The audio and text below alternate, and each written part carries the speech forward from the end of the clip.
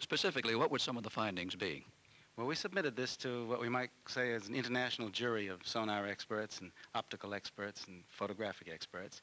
And their unanimous agreement among the sonar people is that we did in fact detect large moving objects that seem to be from 20 to 30 feet long, seem to have an appendage that carries with the body of about 10 feet, and from the sonar signature indicates that they have humps or projections spaced about 6 feet apart. Loch Ness is a terrible place to photograph in. It's full of silt and it's very dark. We're 50 feet down.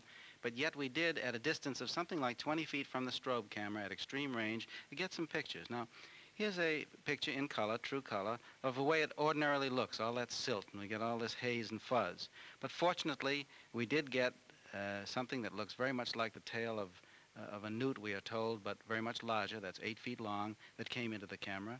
And our best picture, improved by enhancement, was of a flipper in a frame that was taken some 30 seconds earlier.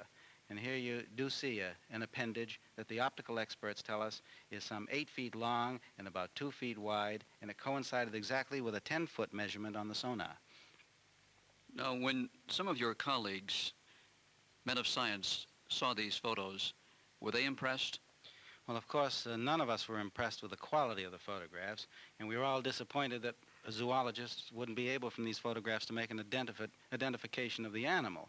But we were impressed in the sense that this is the first time anything of this length from a camera has ever been photographed in this kind of water, and we were certainly delighted that we could make out shapes that competent people could definitely say, yes, that's a tail structure, or yes, this looks like a flipper structure, so that we were able to tie in our pictures with the objects that were being detected on sonar. Well, our experiments took place in Urquhart Bay.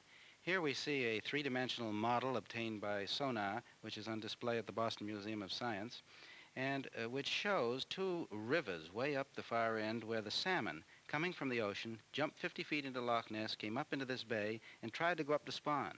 There wasn't enough water in those rivers, and so we decided this was an ideal time, with the salmon all trapped there, to put our sonar on the ridge facing a depression in front of the rivers, and to put our sonar gate across that, put our strobe cameras underneath there, and see if indeed something came in to try to eat those salmon. And indeed something did.